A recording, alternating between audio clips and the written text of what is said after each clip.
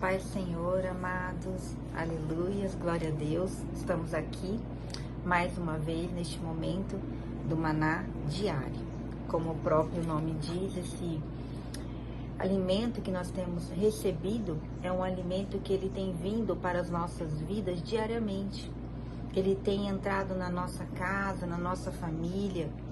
E como a própria Bíblia diz, a palavra do Senhor, ela é viva. Ela traz vida, ela realmente gera dentro de nós a vida de Deus. A palavra do Senhor, ela é viva e ela é eficaz. Ela é recebida dentro do nosso espírito e ela faz coisas dentro de nós, espiritualmente falando, que gera as transformações necessárias que o Senhor espera, que o Senhor deseja.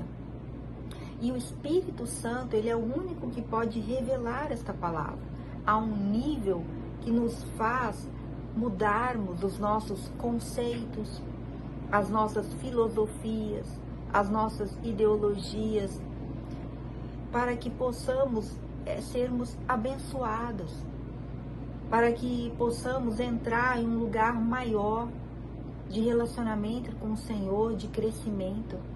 Amém? Então, aproveite este momento. Aproveite este momento que você tem recebido a palavra do Senhor, um alimento rico, um alimento poderoso, um alimento que tem entrado na sua casa todos os dias. Homens e mulheres de Deus que têm ministrado a palavra, que têm buscado uma palavra do Senhor para você, para a sua casa, para a sua família. Amém? Então, receba essa palavra de coração aberto. É o desejo do meu coração que você abra o seu coração e você receba o que o Espírito Santo vai ministrar individualmente na sua vida. Porque o Senhor, Ele é um Deus que fala conosco de maneira individual. Amém? Então abra o seu coração, busque ouvir o que a palavra tem para você nesta manhã. Curta esta mensagem, comente, envie. Deixe o Espírito Santo te usar, amém? Muitas vezes você não vai ter a noção aonde essa palavra vai entrar e o que ela vai gerar de mudanças. Mas creia no poder da palavra. Ela irá fazer tudo aquilo para qual ela foi enviada. Amém? Aleluia. Então, a palavra que o Espírito Santo tem para nós nesta manhã, eu vou estar lendo no Evangelho de Lucas, embora ela também, essa mesma passagem, ela tem no Evangelho de Mateus, ela está no Evangelho de Marcos, mas eu vou estar lendo no Evangelho de Lucas, no capítulo 8, a partir do versículo 40. Amém? Diz assim a palavra do Senhor. Quando Jesus voltou, uma multidão o recebeu com alegria, pois todos o esperavam. Então um homem chamado Jairo, dirigente da sinagoga, veio, prostrou-se aos pés de Jesus, implorando-lhe que fosse à sua casa, porque sua única filha, de cerca de 12 anos, estava à morte. Amém? Esse texto, que eu ainda vou continuar lendo, ele é bastante rico. Ele tem muito, mas muito a nos ensinar. Então, para que a gente não leia ele de maneira contínua, para depois parar e explicar, vamos entrando no texto e vamos compreendendo, amém? Parte por parte, para que esse texto se torne mais rico ainda para nossa compreensão. Aqui vocês conseguem imaginar que Jesus ele havia ido a um lugar, e no caso aqui, ele tinha ido à região dos Gerazenos, tá? Lá curar aquele gadareno. E ele estava voltando, e quando ele coloca os pés nesta região, uma multidão já vem encontrar Jesus. E dentro desta multidão havia um homem que era um dirigente da sinagoga. Ele chamava-se Jairo. Amados, ser dirigente da sinagoga quer dizer que ele era uma pessoa importante. Ele era um principal, digamos assim, que ele era um dos principais oficiais da sinagoga. Este lugar, essa posição que este homem tinha, podia vir ou porque ele era um benfeitor, ou seja, um homem que doava, recursos financeiros para a sinagoga, então ele era um doador de recursos financeiros, ou porque simplesmente ele tinha uma posição social importante, ele era uma pessoa influente na comunidade.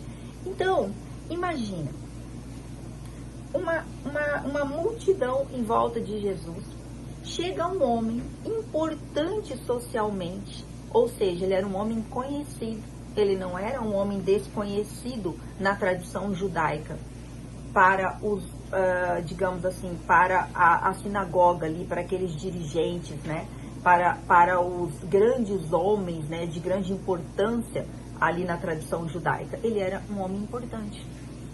E ele vê uma situação na casa dele, onde a filha dele está morrendo, e havia toda uma tradição judaica quando um judeu morria.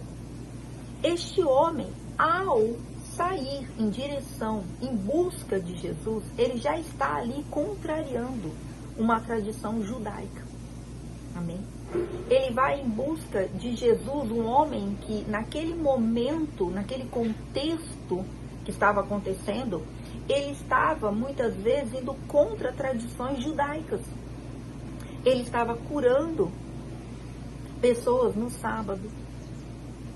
Ele estava contrariando tradições judaicas com relação a dias a serem guardados, com relação à maneira como ele se referia a ele, como filho do homem, e aquilo estava incomodando, os religiosos da época.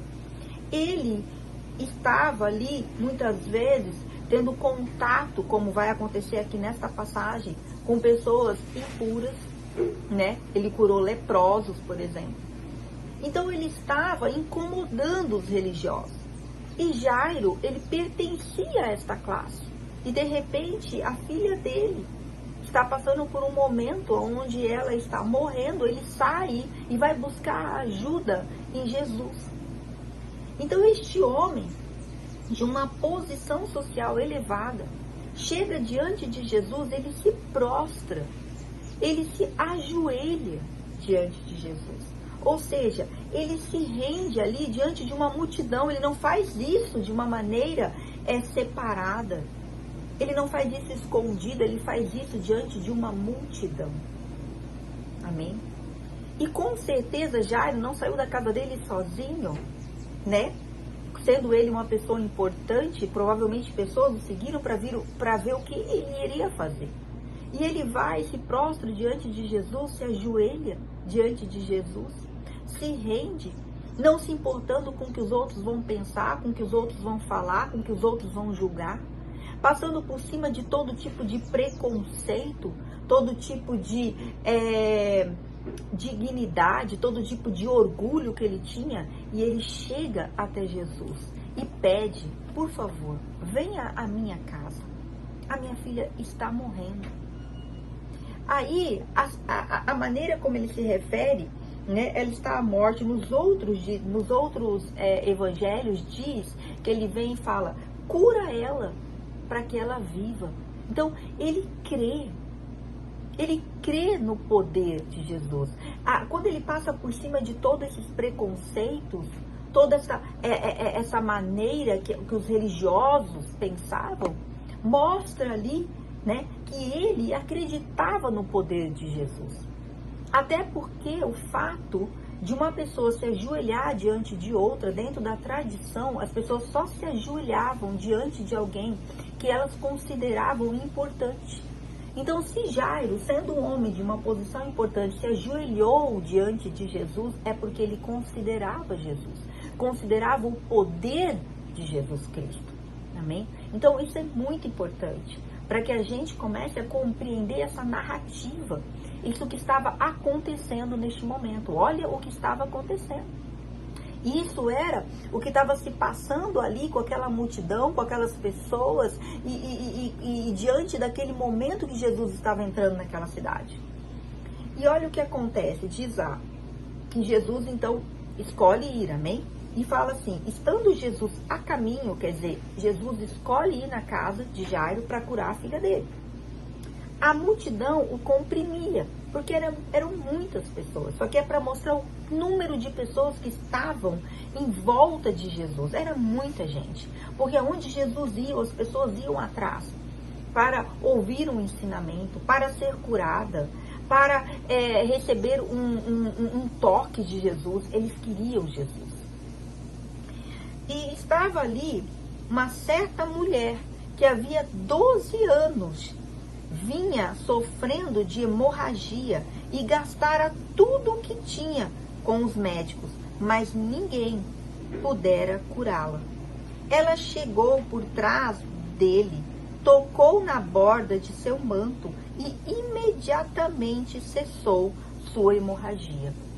Amados, vocês conseguem entender aqui? Jesus estava indo com um propósito e no meio desta situação que está acontecendo, chega uma mulher e interrompe aquele caminhar de Jesus. Ela, digamos assim, que ela atrapalha aquele momento. Todo mundo comprimindo Jesus, todo mundo querendo tocar em Jesus, todo mundo até mesmo tocando, eu creio, todo mundo querendo se aproximar dele. E Jesus tentando imediatamente chegar para curar uma menina que estava morrendo. Quer dizer, havia um desespero, havia um movimento ali de Jesus com pressa. E dos seus discípulos também, de proteger Jesus para chegar naquela casa, para curar uma menina que estava morrendo. E a multidão estava atrapalhando. Mas de repente, diz ali que havia uma mulher que há 12 anos sofria de um mal, de uma hemorragia. Amados, eu quero parar aqui para explicar muito claramente o que significava isso naquele momento. Uma mulher que há 12 anos estava sofrendo de uma enfermidade onde ela sangrava, onde ela tinha um fluxo de sangue contínuo. Não tinha nenhum momento em que aquilo parava. Era contínuo. Vocês sabem o que isso significa? Naquela época, uma mulher, nos dias do seu fluxo de sangue normal, ela era considerada impura. Ela, por ser considerada impura, ela não podia tocar em ninguém, porque se ela tocasse, essa pessoa ficaria impuro até o fim daquele dia. E ela, se estivesse impura, ela levaria 7 dias para ser purificada após cessar o seu fluxo de sangue. Então ela não podia tocar em ninguém e nem ser tocada, porque também se uma pessoa tocasse nela, ficaria impura até o fim da tarde. Então, os homens tinham bastante receio de ter contato com as mulheres, porque eles nunca sabiam quando elas estavam neste momento, principalmente religiosos, porque eles ficavam impuros, e a impureza levava a um tipo de ritual, de cerimônia de purificação que eles tinham que fazer. Então eles tinham bastante cuidado, principalmente se aproximar de mulher ou tocar numa mulher impura. Então, aquele momento, com aquela multidão, com aquele número de pessoas, com religiosos em volta, né? Aquela mulher tinha uma vida muito triste. Porque, como diz o texto, ela já havia ido socorrido, tentado ir atrás de médicos, não havia sido solucionado. Nenhum médico havia resolvido o seu problema. E ela gastara todo o seu dinheiro tentando ser curada. Que tipo de vida esta mulher tinha?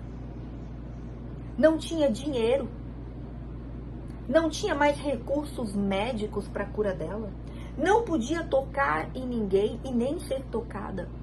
Qual que era a situação dessa mulher? Com certeza, uma vida debilitante. Uma vida que debilitava ela completamente.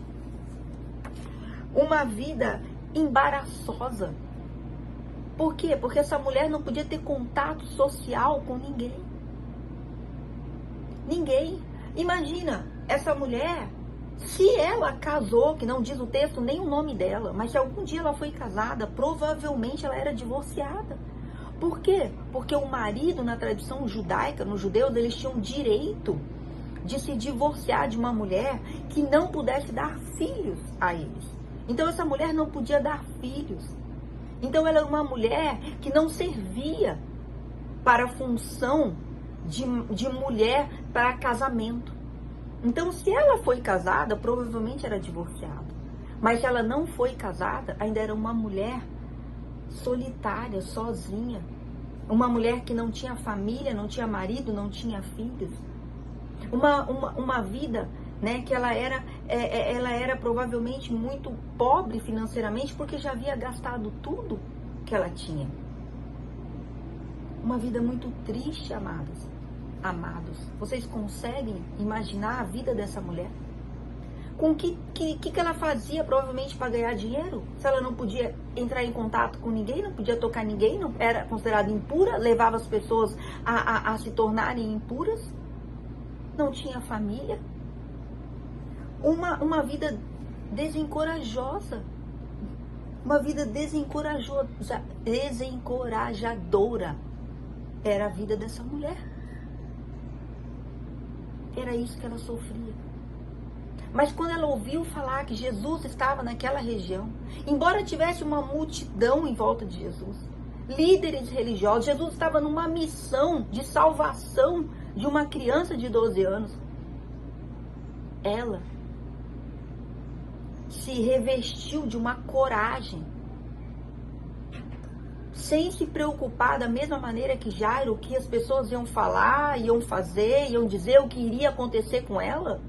Mas ela se revestiu de uma coragem, de uma fé, de uma confiança de que aquilo daria certo. Se ela tocasse, nem que fosse nas vestes dele, daria certo. Porque, amados, se não desse certo, o que seria daquela mulher? O que seria dela? Ela já não tinha nada.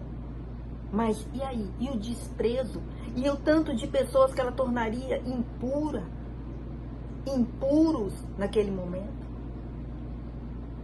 Não ficaria fácil a vida dela, porque ela tornaria público o que ela estava vivendo. Provavelmente ela era uma mulher escondida, ela era uma mulher que mostrava ao público o que ela estava vivendo. Mas ali, se não desse certo, ia ser bastante complicado a vida dela. Mas ela se revestiu de toda a fé. Ela acreditou. Ela confiou em Jesus. Confiou em Jesus. E muitas vezes nós não estamos passando por nem a metade do que essa mulher está passando. E não escolhemos acreditar em Jesus. Confiar nele. Confiar no amor de Jesus pelas nossas vidas. Aí o texto continua dizendo assim, que Jesus falou: quem tocou em mim? Perguntou Jesus. Como todos negassem, Pedro disse: mestre, multidão se aglomera e te comprime. Mas Jesus disse: alguém tocou em mim, eu sei que de mim saiu poder. Amados, olha só, ela toca nas vestes de Jesus porque ela pensa, se tão somente eu tocar, diz nos outros evangelhos, eu serei curada.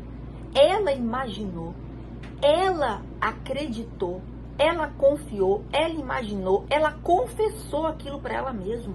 Se tão somente eu tocar, eu serei curada. Se tão somente eu tocar, eu serei curada. Ela confessou aquilo e ela entrou no meio daquela multidão e ela tocou. No momento em que ela tocou, Jesus sentiu que o toque foi diferente. Jesus sentiu que saiu dele um poder, uma virtude, que saiu dele um poder de cura e de milagre, que alguém retirou de Jesus. Que alguém tocou nele e extraiu de Jesus a cura. Vocês percebem a diferença? Quantas vezes a gente vê milagre de Jesus na palavra? Jesus tocou o cego. Jesus fez barro, misturou saliva e tocou nos olhos. Jesus impôs a mão, mas aqui, essa mulher, Jesus não tocou nela. Foi ela que tocou em Jesus. Outras vezes Jesus curou, como a filha da mulher sírio-fenícia, foi um diálogo. E daí Jesus curou à distância, mas Jesus falou com ela. Aqui Jesus não falou com essa mulher. Aqui Jesus não viu esta mulher. Aqui Jesus não tocou nessa mulher. Foi essa mulher que viu Jesus. Foi essa mulher que escolheu ir atrás de Jesus. Foi essa mulher que teve uma fé tremenda, poderosa, uma fé uma fé corajosa. Essa mulher é que tocou em Jesus e foi atrás dele. E quando ela tocou, o próprio Jesus sentiu que o toque dela tirou algo de dentro dele. E ele para tudo. Uma multidão inteira seguindo ele, uma multidão inteira comprimindo ele, os dirigentes da sinagoga tentando fazer com que ele chegasse naquela casa, curasse aquela menina, um grupo de religiosos juntos. Jesus para tudo. Para tudo, tudo. Quando Jesus parava, todo mundo parava. E Jesus chega e fala, quem tocou em mim? Todo mundo fica olhando e negando, não fui eu, não fui eu, não fui eu. E aí Pedro faz, mas Jesus, quem poderia, tal, essa multidão, como assim? Jesus fala, não, Pedro. Alguém tocou em mim e tirou de mim, tirou algo de mim, tirou um poder de mim, extraiu de mim algo. Alguém tocou em mim de maneira diferente. Agora, se fosse você ficaria quieta? No meio de tanta gente. O seu problema se tornaria público naquele momento. A palavra diz que assim que ela tocou em Jesus, ela foi curada. Então ela estava curada da hemorragia. Mas o problema dela, ela ter ido ali com hemorragia, ela era impura. E ela tocou em Jesus. E ela tocou em muita gente, provavelmente. Você ficaria quieta? Mas Jesus para tudo. E é como se ele falasse, não. Isso não vai ficar escondido. Isso vai vir a público. A fé desta mulher vai vir a público. E aí o texto diz assim. Deixa eu achar aqui que eu já me perdi. Diz assim. Então, a mulher, vendo que não conseguiria passar despercebida, veio tremendo e prostrou-se aos seus pés. Na presença de todo o povo, contou porque tinha tocado nele e como fora instantaneamente curada. Então, ele lhe disse, filha, a sua fé a curou. Vá em paz. Amados, vocês percebem que a fé que essa mulher teve foi uma fé escandalosa para aquele momento, para aquilo que ela estava vivendo, para aquela multidão. E ela não escolhe ficar quieta, ela expõe. Diante de todo mundo, ela expõe tudo que ela passou, que ela viveu, e conta porque tocou nele. E o que Jesus fala para ela? Filha, sua fé a curou, vá em paz. Diante de todo mundo ali, Jesus diz, a sua fé a curou. Essa fé corajosa, escandalosa, uma fé inabalável que você teve de vir atrás de mim. Meio em tudo isso que você está vivendo e em meio a essa multidão, você acreditou em mim, você confiou em mim, você não teve medo. Veja, essa mulher mostrou para todos ali que a fé que ela teve em Jesus a curou. Não foi o toque em si, é isso que Jesus disse. Não foi o toque em si, não foi a minha veste que você curou, que tocou, mas foi em mim. Você tocou em mim, você extraiu de mim, você teve fé em mim. Eu sou o poder. Eu sou aquele que faz milagre. A sua fé foi em mim. Você acreditou em mim. Isso a curou. Naquele momento em que aquela mulher teve que confessar que foi ela, a alegria de ela ter sido curada, ao mesmo tempo, ela tremeu, fala o texto. Então, uma alegria, no momento depois, logo virou um medo, um tremor. Porque ela ficou com medo do que iria acontecer, confessando. Mas Jesus chega para ela e a chama de filha. Filha, vai em paz, você foi curada. Imagina a confusão daquilo ali no meio dos religiosos. Porque ela era impura e ela tocou Jesus. E Jesus a curou. Jesus curou. Estando ele impuro, teoricamente. É lógico que isso não aconteceu. Mas na religiosidade, sim. Mas não para por aí. Aqui, este contexto nos traz dois milagres tremendos. Tremendos dentro do mesmo propósito de uma pessoa que se lançou e acreditou como dirigente da sinagoga, Jairo, sem se importar com os outros. E a outra que também, sem se importar com ninguém, se lançou diante de Jesus. Muito tremendo. E aqui, continuando o texto, diz lá: enquanto Jesus ainda estava falando, chegou alguém da casa de Jairo, dirigente da sinagoga, e disse: sua filha morreu. Não incomode mais o mestre. Ouvindo isso, Jesus disse a Jairo: não tenha medo, tão somente creia e ela será curada. Quando chegou à casa de Jairo, não deixou ninguém entrar com ele, exceto Pedro, João, Tiago, o pai e a mãe da criança. Enquanto isso, todo o povo estava se lamentando e chorando por ela. Não chorem, disse Jesus, ela não está morta, mas dorme. Todos começaram a rir dele, pois sabiam que ela estava morta. Mas ele a tomou pela mão e disse: menina, levante-se. O espírito dela voltou e ela se levantou imediatamente. Então Jesus lhe ordenou que lhe dessem de comer. Os pais dela ficaram maravilhados, mas ele lhe ordenou que não contasse a ninguém o que tinha acontecido. Então, amados, continuando aqui, para nós irmos já para o final, quando Jesus termina então de curar aquela mulher com hemorragia, ele vai em direção à casa de Jairo. Porém, quando ele está indo, chegam alguns e dizem: olha, não incomoda mais o mestre, sua filha morreu. Mas aí Jesus vira para ele e fala: não tenha medo, tão somente creia. Amados, vocês percebem a relação dessa palavra de Jesus logo após o que aconteceu com a mulher de hemorragia? Provavelmente Jairo deve ter lembrado dela e imaginado o que aconteceu com ela. Ela não teve medo, ela só creu. Se eu tocar na veste dele, eu vou ser curada. Se eu tocar na veste dele, eu vou ser curada. Ela creu. Ela não teve medo. O medo dela veio depois, quando ela teve que tornar ao público o que tinha acontecido, a consequência. Mas ele provavelmente lembrou daquelas palavras de Jesus. Devem ter entrado dentro dele, dentro do espírito dele, fortalecido ele. Porque só creia, Jairo. Só creia, só creia. E quando Jesus chega lá, nós sabemos que em casa, na costume judeu, quando morria alguém, né? Principalmente se era uma pessoa importante, eles logo já contratavam flautista, instrumentador, as pessoas que ficam instrumentando, né?